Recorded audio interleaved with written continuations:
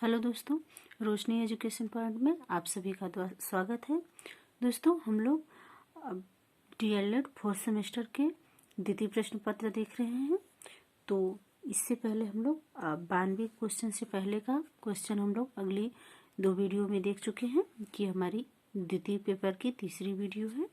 चलिए क्वेश्चन को स्टार्ट करते हैं। यदि एक बालक कक्षा में स्वच्छता के साथ नहीं आता है तो आप क्या करेंगे? तो उसे स्वच्छता के लाभ बताने चाहिए ताकि वो भी साफ सफाई पर, स्वच्छता पर ध्यान दे।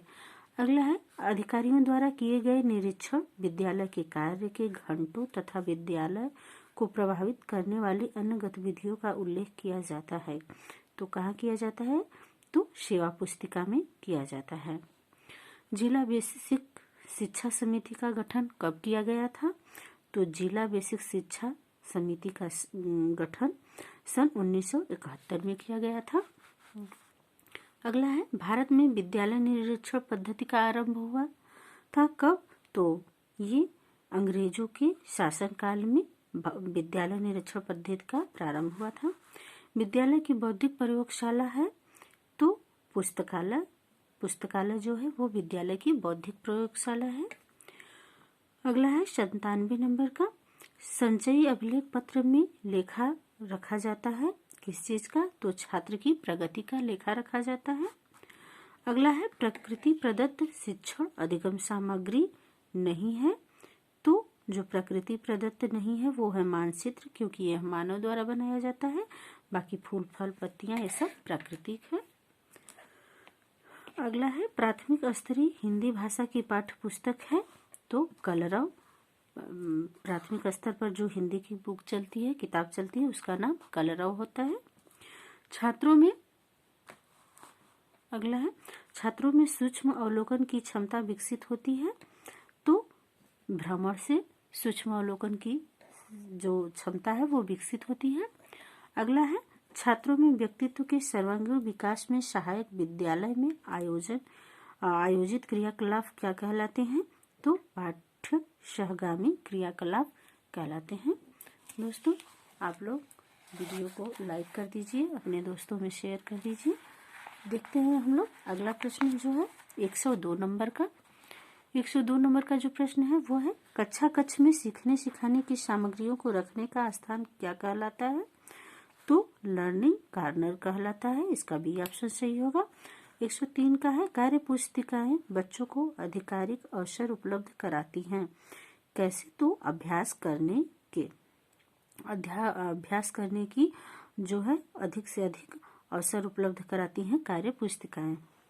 बेसिक शिक्षा अधिगम पारित हुआ था कब? तो वर्ष 1972 में बेसिक शिक्षा अधिगम पारित हुआ था। शिक्षकों को शैक्षिक सपोर्ट प्रदान करने हेतु जनपद स्तर पर स्थापित अकादमिक संस्था कौन सी है? तो ये है जिला शिक्षा एवं प्रशिक्षण संस्थान। 106 नंबर का जो प्रश्न है वो है, विद्यालय में सभी कक्षों में नियमित पठन पाठन हेतु बनाई जाती है तो समय सारणी कक्ष को नियमित करने के लिए, पठन पाठन के लिए समय सारणी बनाई जाती है। विद्यालय समय सारणी होनी चाहिए तो लचीली होनी चाहिए। जिला शिक्षा एवं प्रशिक्षण संस्थान के विभागों की संख्या कितनी है? तो 7 है।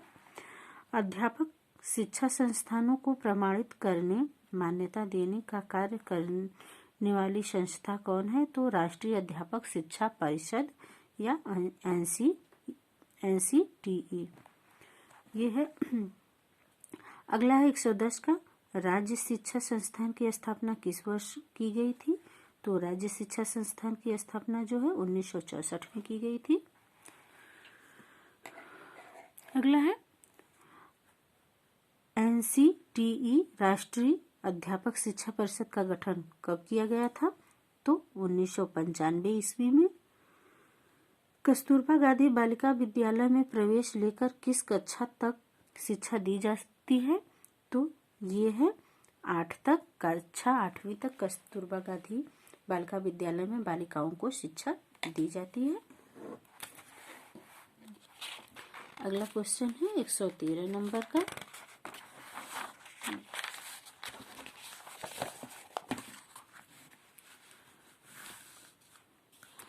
सब पढ़ें सब बढ़ें किसका उद्देश्य है? तो सर्व शिक्षा अभियान का।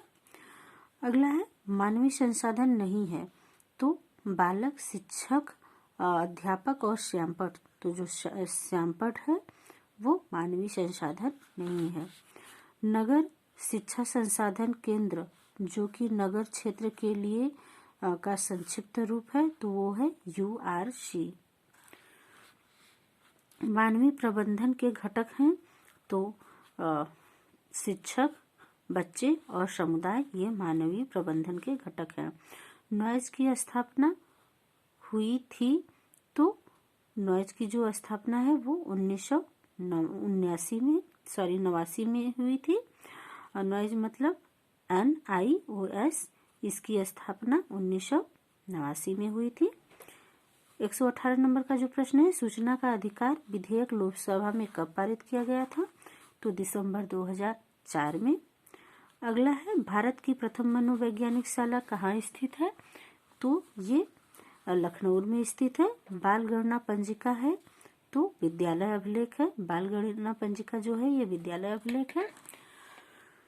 प्राकृतिक आपदाएं कितने प्रकार की होती हैं? तो प्राकृतिक आपदाएं जो हैं वो 5 प्रकार की होती हैं। समय सारणी से बचत होती है, तो समय सारणी से समय और श्रम दोनों की बचत होती है। साहित्यिक गतिविधि है, तो साहित्यिक गतिविधि है शैक्षिक कहानी लेखन जो है वो साहित्यिक गतिविधि है। 124 नंबर का देखें तो TET का पूरा नाम क्या है?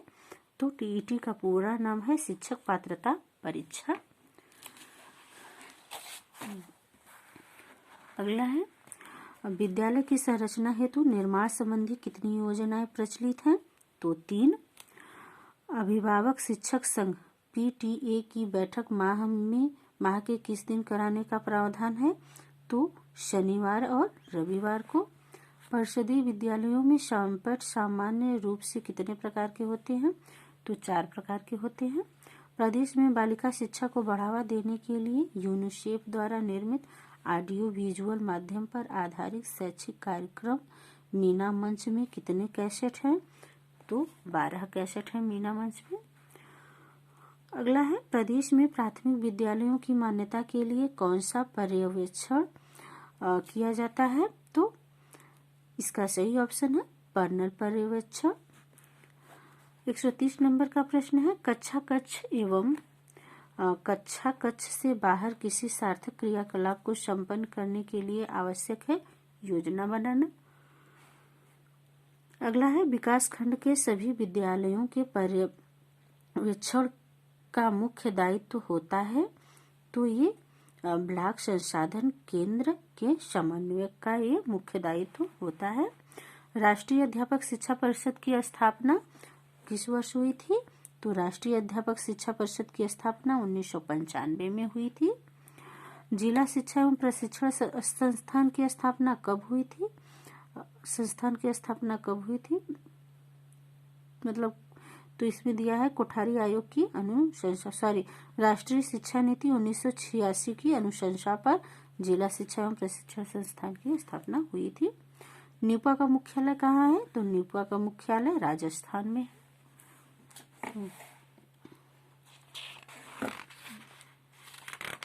अगला है 135 नंबर का वस्तुनिष्ठ प्रश्न देखते हैं। निःशुल्क एवं अनिवार्य शिक्षा का अधिकार अधिनियम कब पारित हुआ था? तो ये 2009 में पारित हुआ था। पाठ सहगामी क्रियाकलापों की विशेषता क्या है? तो पाठ सहगामी क्रियाकलापों की विशेषता है सांस्कृतिक कार्यक्रम, राष्ट्रीय पर्व, वृक्षारोपण, उपयुक्त सभी। तो ये इसमें उपयुक्त सभी होंगे। विद्यालय प्रबंधन की विशेषताएं होती हैं व्यवहारिकता, लचीलापन, उद्देश्य केंद्रितता होना चाहिए। उपयुक्त सभी मतलब इसमें ये सभी होना चाहिए, तो इसका 2 ऑप्शन सही होगा। डॉक्टर जसवंत सिंह ने समय सारणी को क्या कहा है? तो डॉक्टर जसवंत सिंह ने समय सारणी को गतिविधि कहा है। अगला है और लास्ट है वस्तुनिष्ठ प्रश्न में शैक्षिक पर्यवेक्षण का मुख्य उद्देश्य होता है, तो सामान्य निर्देशन देना, ये शैक्षिक पर्यवेक्षण का मुख्य उद्देश्य होता है। तो दोस्तों आज की वीडियो में बस इतना ही। अगले वीडियो में हम लोग अति लघुत्तरीय प्रश्न देखेंगे द्वितीय प्रश्न पत्र के। अति लघु उत्तरीय प्रश्न। तो आप लोग वीडियो को दोस्तों में शेयर कर दीजिए, लाइक कर दीजिए। चैनल पर पहली बार आए हैं तो सब्सक्राइब कर लीजिए। धन्यवाद।